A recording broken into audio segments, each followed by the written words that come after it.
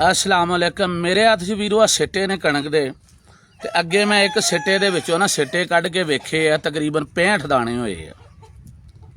ते मैं जो वेख्या तो मैं क्या कि सोहणिया रब्बा तू साडा हक नहीं रखिया, तू तो सुबहाना हू ज़ात, तू तो किसी का हक रखदी भी नहीं। लेकिन तेरी बारगाह दे विच अज एक दरखास्त घलनी है ते या अल्लाह इहनूं रद्द ना करी। वो ये है कि असी हमेशा जदों दे पैदा होए इक्को ही गल सुनते आ रहे हैं कि मुल्क जिहड़ा ना जी वो नाजक मोड़ चों नाजक दौर चों गुजर रहा है।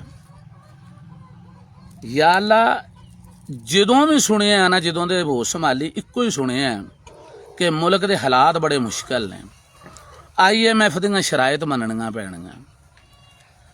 मैं वज़ीर आज़म साहब नूं अपील करांगा कि एक खिताब करो जिहदे विच नादरा को रिकार्ड लैके दसो कि मेरे प्यो ने उस करजे चों की खा लिया जिहड़ा तुसीं IMF को लिया, मेरे दादे ने उस करजे चों की खा लिया जिहड़ा तुसीं IMF को लिया, मैं उस करजे चों की खा लिया जिहड़ा तुसीं IMF को लै लिया। किहड़ियां कड़ियां शर्तां, कित्थे हो जांदे ने पैसे? पैसे तो लगदे हो तुहाडियां याशियां ते, तुहाडियां नवीआं गड्डियां ते, तुहाडियां रिपेयरिंगां ते इस वीडियो च इक्को ही सोहणिया रब्बा तेरी बारगाह दे विच इक्को ही गल भेजनी है।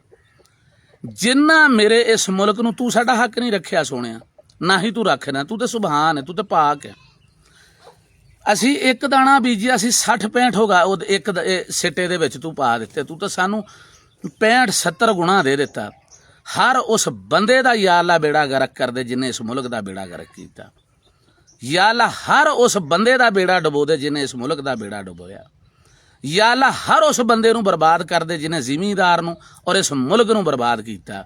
ते या अल्लाह हर उस बंदे नूं जिन्हों पता है कि मैं सही गल करन डे हां, सारी सुन के मीसणिया तरह सैड ते हो जाता भी शेयर ना करनी पै जाए ताकि साडी आवाज़ भी अवाना तक ना पहुँच जाए। या अल्लाह उस मुनाफिक दा बेड़ा भी गर्क कर दे।